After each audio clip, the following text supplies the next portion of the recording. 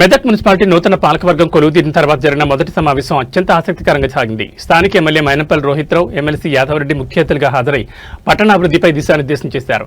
Municipal chairman Chandrakala Radhika Bhupathiraju, vice chairman Mallikarjun Goud అధ్యక్షతన 32 వార్డుల కౌన్సిలర్లతో ఈ సమావేశం నిర్వహించబడింది. మెదక్ ఎమ్మెల్యే మైనంపల్లి రోహిత్రావు మాట్లాడుతూ ప్రస్తుత ప్రభుత్వం ప్రజాప్రభుత్వమని, ఏ వార్డులో అయినా సరే పార్టీలకు అతీతంగా అభివృద్ధి పనులు చేపడతామని స్పష్టం చేశారు. మెదక్ మున్సిపాలిటీకి రాష్ట్ర ప్రభుత్వం నుంచి గరిష్ట నిధులు వచ్చేలా కృషి చేసి నగరాన్ని ఆదర్శంగా తీర్చిదిద్దుతారని హామీ ఇచ్చారు. మున్సిపాలిటీ పరిధిలోని మొత్తం 32 వార్డుల్లో త్రాగునీటి సమస్య లేకుండా చూడడంతో పాటు సీసీ రోడ్లు మరియు డ్రైనేజ్ వ్యవస్థను మెరుగుపరుస్తామని తెలిపారు. సామాన్య ప్రజలపై అదనపు పనుల భారం మోపకూడదని మున్సిపల్ కమిషనర్ మరియు ఇతర అధికారులకు ఎమ్మెల్యే గట్టిగా సూచించారు. ప్రజలకు ఇబ్బంది కలగకుండా పాలన సాగాలని ఆదేశించారు. ఈ సమావేశంలో మున్సిపల్ అధికారులు, 32 వార్డుల కౌన్సిలర్లు మరియు పార్టీ కార్యకర్తలు పెద్ద సంఖ్యలో పాల్గొన్నారు.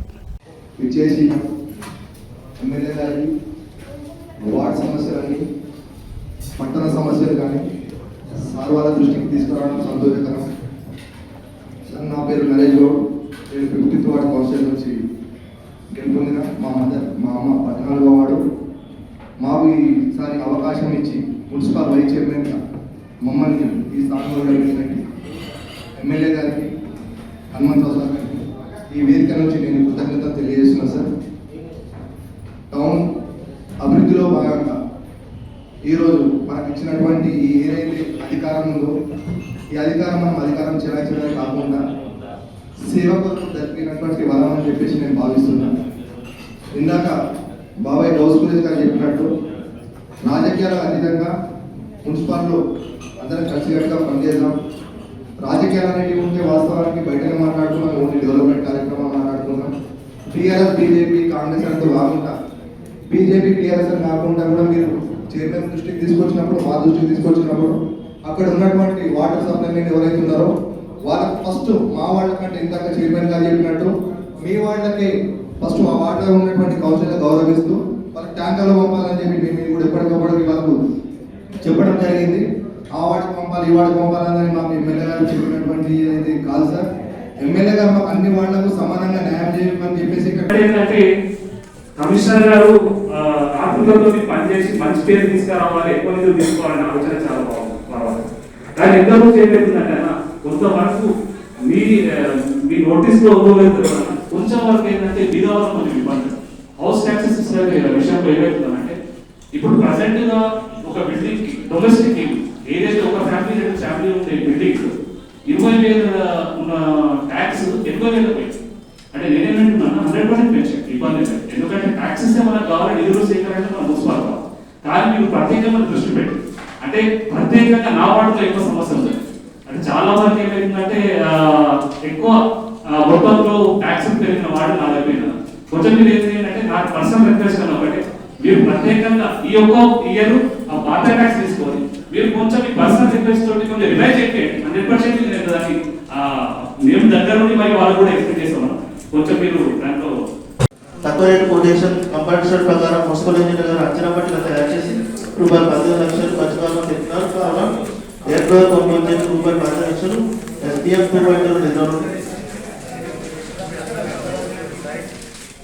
పరిపాలన మంది నిమిత్తం మరియు తదుపరి చర్యలు కౌన్సిల్ ఆమోదం కౌన్సిల్ సంబంధించి ప్రవేశపెట్టింది. పట్టణంలో శానిటేషన్ నిర్వహణలో భాగంగా తడి కొడి సేకరణ నిమిత్తము ప్రస్తుతంగా డాక్టర్ టాయిలెట్ సరిపోవడం లేనందున 2 డాక్టర్ యొక్క టాయిలెట్ కొనుగోలు చేయడం శ్రీ కమిషనర్ గారు ఇంజనీర్ గారిని ఆదేశిస్తున్నారు.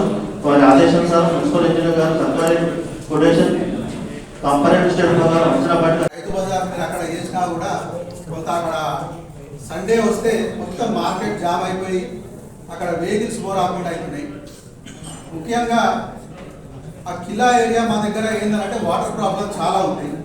బోర్స్ ఉన్నాయి కానీ సరిగా పోయట్లేదు. కొంత వాటిని మనం ఫ్లష్ చేపిస్తే ఒక 4 బోర్లు గ్యాప్ ఇస్తున్నాయి సార్. కొంత మనము ఫ్లష్ చేపించి అవి చేపిస్తే బాగుంటుంది. ఇంకో దగ్గర బోర్ ఉంది కానీ మోటార్లు లేవు. అక్కడ ఒక మోటార్ ప్రొవైడ్ చేస్తే ఈ వేసవి కాలంలో కొంత ఇబ్బంది లేకుండా ఉంటుందని చెప్పేసి తెలియజేసుకుంటున్నా. ముఖ్యంగా అంతకుముందు కౌన్సిలర్ చెప్పినట్టు విషయం ఏంటంటే వాటర్ ఇష్యూ అయితే గట్టిగా ఉంది. కానీ గౌరవ ఎమ్మెల్యే గారు కావచ్చు, లేకపోతే వారి తండ్రి గారు కావచ్చు, ఎన్నో బోర్లు వేసారు. ప్రజలకు నీళ్లు లేకుండా ఉంచే క్యాండిడేటే కాదు. 100% వారి దృష్టిలో ఉందా మరి లేదా రాబోయే రోజుల్లో మేము పెద్ద లీడర్ అవుతాము. మా సహకారం ఇంకోటి ఏంటంటే మీ ప్రజాప్రతినిధులు పార్టీలకు అతీతంగా టికెట్ ఇచ్చిన తర్వాత మీరు అందరూ కౌన్సిలర్స్ అంటే ఎవరితో పనున్నా, ఇప్పుడు నేను బీజేపీ పార్టీ, నన్ను కాంగ్రెస్ పార్టీ, నేను కాంగ్రెస్ పార్టీ మినిస్టర్ దగ్గర పోయి పని చేపిస్తా ఉన్నాను. నా దగ్గరికి ఎవరు వచ్చినా ఏ పని ఉన్నా మీరు పోయి ఏ మినిస్టర్ అవసరం ఉన్నా ఎవరితో పని అవసరం ఉన్నా వాళ్ళతో పని చేపించుకోవాలి. మీకు సెంట్రల్ గవర్నమెంట్ పని ఉంది, నేనున్నా, ఎస్పీ గారు ఉన్నాను, మీకేమన్నా ఎందుకంటే 15 ఎలక్ట్రానిక్ మీడియా సోదరులకు మీ అందరికీ కూడా పేరు పేరున మనస్ఫూర్తిగా హృదయపూర్వక నమస్కారాలు తెలియజేసుకుంటా ఉన్నాను. అదేవిధంగా మరి మా మహిళా కౌన్సిలర్ సోదరులకు కూడా మహిళా దినోత్సవ శుభాకాంక్షలు కూడా తెలియజేసుకుంటా ఉన్నాను. అదేవిధంగా మరి ముసల్మాన్ भाई और बहनों को भी तहे दिल से रमजान की एडवांस रमजान की मुबारक की बात भी पेश करता हूँ. మరి మొదటిగా కమిషనర్ గారు ట్యాక్స్లకు సంబంధించి 80% లో కూడా అడ్డగోలుగా ట్యాక్స్ పెంచుతాం, రూల్ ఇట్లున్నాయి అట్లున్నాయి అంటే ఒప్పుకునేది లేదు. మాకు ప్రజలు ముఖ్యం, ప్రజా అభివృద్ధి ముఖ్యం. రూల్స్ ఉండొచ్చు, ఇప్పుడు ఆదాయం లేకపోతే అది బ్యాలెన్స్ చేయడానికి కదా మీరు ఉన్నది. మీరేం చేస్తారు అనుకుంటే అది బ్యాలెన్స్ చేసుకుంటూ దాన్ని ముందుకు తీసుకుపోయే విధంగా మీరు పని చేయాలా. కాబట్టి ట్యాక్స్లు అడ్డగోలుగా పెంచడం, ఇది చేస్తాం అది చేస్తామంటే ఒప్పుకునేది లేదు. ఏదున్నా ప్రజలను ఇబ్బంది పెట్టే పనులు ఏది చేసినా కానీ మేము ఒప్పుకోమని చెప్పి మీకు తెలియజేసుకుంటున్నాం. మరి అదే కాకుండా ఇవాళ మున్సిపల్ మీటింగ్ లో ముఖ్యంగా మనము శానిటేషన్ డ్రైవ్ మీద కాన్సన్ట్రేట్ చేయడం జరిగింది. ఎందుకంటే మనం శానిటేషన్ చేస్తే మన చుట్టుపక్కల ఉన్న స్థానాలను పరిశుభ్రంగా ఉంచుకోవడంతో పాటు మరి ఎందుకంటే ఇవాళ సీజనల్ డిసీజెస్ తో చాలా మంది బాధపడుతూ ఉన్నారు. సో శానిటేషన్ చేస్తే పరిశుభ్రంగా ఉంచుకోవడంతో పాటు మన దోమలను నివారించవచ్చు, అదేవిధంగా మరి వ్యాధులను కూడా నివారించే ఒక పరిస్థితి ఉంటుంది. కాబట్టి ఇవాళ శానిటేషన్ డ్రైవ్ మీద మనం ప్రత్యేకంగా కాన్సన్ట్రేట్ చేయడం జరిగింది అని చెప్పి తెలియజేసుకుంటూ మరి అదేవిధంగా మరి నూతనంగా మరి ఇంతకుముందు మా కౌన్సిలర్ గారు చెప్పినట్టు మా వెంకటరమణ గారు చెప్పింది మరి 70% కొత్త కౌన్సిలర్లు ఉన్నారు. మరి ప్రతి ఒక్కరు కూడా మా చైర్పర్సన్ గారు కూడా విజ్ఞప్తి చేస్తా ఉన్నా, మా వైస్ చైర్మన్ గారు కూడా విజ్ఞప్తి చేస్తా ఉన్నా, ఒక ట్రైనింగ్ ప్రోగ్రామ్ కండక్ట్ చేసి ఒక ఇంట్రొడక్షన్ ప్రోగ్రామ్ కూడా పెట్టండి. వారు కూడా అవగాహన ఉండాలి కదా, ఎవరెవరు స్టాఫ్ ఉన్నారు, ఎవరెవరు అఫీషియల్స్ ఉన్నారు, ఏ డిపార్ట్మెంట్ తెలియజేసుకుంటూ మరి ఏది కూడా ఈ పార్టీ ఆ పార్టీ అని మేము పనిచేయం. అందరం ఒకటే, ఏదున్నా మెదక్ పట్టణ అభివృద్ధి కోసం, మెదక్ ప్రజల శ్రేయస్సు కోసం, మెదక్ పట్టణం ముందుకు తీసుకుపోయే విధంగా మనం పనిచేస్తామని చెప్పి మీ అందరూ కూడా తెలియజేసుకుంటా ఉన్నాం. మరి ఇంకొకటి, మరి ఇంతకుముందు మనం మాట్లాడుతున్నట్టు ఒక సీవరేజ్ ట్రీట్మెంట్ ప్లాంట్ మీరు ఇమీడియట్ గా ఒకటి తయారు చేయండి. ఏ విధంగా ఎక్కడ ల్యాండ్ ఉంటే బాగుంటుంది, ఏముంటే బాగుంటుంది, ఎందుకంటే చాలా ఇంపార్టెంట్. ఎస్టీపీ అనేది మన మెదక్ పట్టణానికి చాలా ఇంపార్టెంట్. కాబట్టి ఒక సీవరేజ్ ట్రీట్మెంట్ ప్లాంట్ ఏ విధంగా పెట్టుకోవచ్చు అనేది మరి మీరు నాకు ప్లాన్ చేసి చెప్పాలని చెప్పి కోరుతా ఉన్నాను. అదే తీర్మానం ప్లాన్ చేసుకొని తీర్మానం చేస్తాం. మళ్ళీ ఇంకోటి, నేను లాస్ట్ టైం కూడా మన జనరల్ బాడీ మీటింగ్ లో చెప్పడం జరిగింది, స్వీపింగ్ మెషిన్ ఉంది మన మెదక్ పట్టణంలో. అది ఏమైంది, ఎందుకు వాడతలేదు దాన్ని నేను 10 సార్లు చెప్పిన ఇప్పటివరకు. అదే రిపేర్ ఉంటే రిపేర్ చేసుకుంటా ఉండాలా, ముందుకు పోతా ఉండాలి. మీకు రావాలి, జబ్బులు వస్తాయి కదా కమిషనర్ గారు, హాస్పిటల్ చూపించుకుంటాం కదా, అట్లనే అది రిపేర్ చేసుకుంటా ఉండాలా, ముందుకు పోతా ఉండాలా, ముందుకు తీసుకుపోతా ఉండాలి. లేకపోతే మనం ఉండలేము అది అంటున్నా.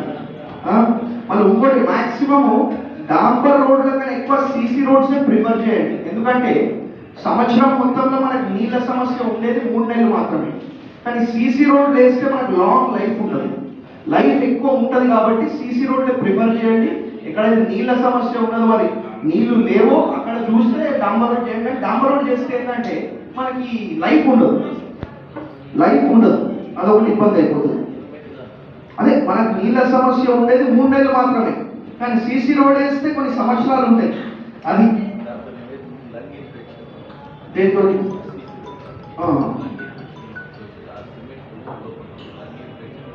అంటే సిమెంట్ వేసేటప్పుడు మాత్రమే మనం కొంచెం కేర్ఫుల్ ఉండాలి. కానీ లైఫ్ కూడా ఇంపార్టెంట్ కదా, ఫండ్స్ మేనేజ్మెంట్ కూడా ఇంపార్టెంట్ గవర్నమెంట్ లా.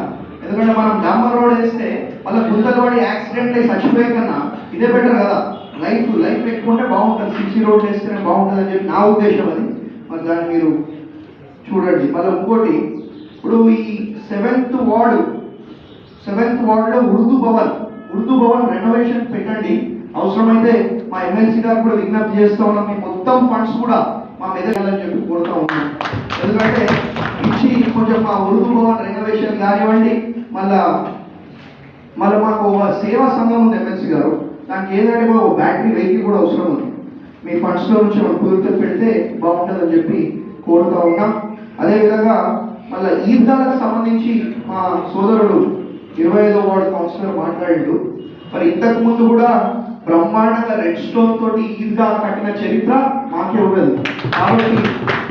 కాబట్టి ఇంత బ్రహ్మాండంగా మీకు ఎటువంటి అవసరాలు ఉన్నా, ఎటువంటి సమస్యలు ఉన్నా అన్ని పరిష్కరించే విధంగా, అన్ని సాల్వ్ చేసే విధంగా, అన్ని ప్రాబ్లమ్స్ కి సొల్యూషన్ తెచ్చే విధంగా మేము పనిచేస్తాం. మీరు మీ లెటర్ ప్యాడ్ మీద నాకు రిప్రజెంటేషన్ ఇవ్వండి అని చెప్పి కోరుతా ఉన్నాం. అదే కాకుండా మరి ఇంకొకటి అవసరమైతే నేను మాట్లాడతా, ముఖ్యమంత్రి గారితో మాట్లాడి నేను ఎక్కువ ఫండ్స్ తీసుకొస్తాను. మీరు మాత్రం మల్టీపర్పస్ వర్కర్స్ కానివ్వండి, శానిటేషన్ వర్కర్లు కానివ్వండి, ఎటువంటి వర్కర్స్ అవసరమో కొంచెం ఇంక్రీజ్ చేయండి. స్టాఫ్ని ఇంక్రీజ్ చేసే విధంగా మీరు పనిచేయాలని చెప్పి మరి మున్సిపల్ కమిషనర్ గారిని, మున్సిపల్ చైర్పర్సన్ గారిని, వైస్ చైర్మన్ గారిని కోరుతూ, మరి అదే కాకుండా ఇప్పుడు మీ నాయకత్వ లక్షణాలు చూపెడుతూ మరి మీరు ఒక ఓపికతో పనిచేస్తూ ఇంకా భవిష్యత్తులో బ్రహ్మాండమైన లీడర్లు కావాలనే ఒక కోరిక మాకు కూడా ఉన్నది. కాబట్టి మిమ్మల్ని భవిష్యత్తులో ఇంకా పెద్ద పెద్ద లీడర్ లాగా చూస్తానని చెప్పి మరి నేను అనుకుంటా ఉన్నా. అదే విధంగా మరి మీరు ప్రజలకు పనిచేస్తూ ముందుకు పోవాలని చెప్పి మీ అందరూ కూడా సూచన చేస్తూ ఉన్నా. మరి ఇంకొకటి ఇప్పుడు గత 10 ఏళ్ళల్లో మన పట్టణానికి కానివ్వండి, మన మెదక్ మున్సిపాలిటీకి కానివ్వండి ఎటువంటి ఫండ్స్ కూడా రాలేదు. మరి మన కాంగ్రెస్ ప్రభుత్వం వచ్చి 2 ఏళ్ళు అవుతా ఉన్నది.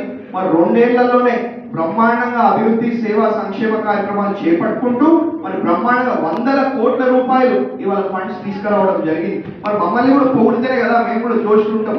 మీరు కూడా మమ్మల్ని పొగడాలి, పొగిడితేనే మేము జోషుకుంటాం, పని చేస్తాం. మీకోసం తెచ్చినవి కూడా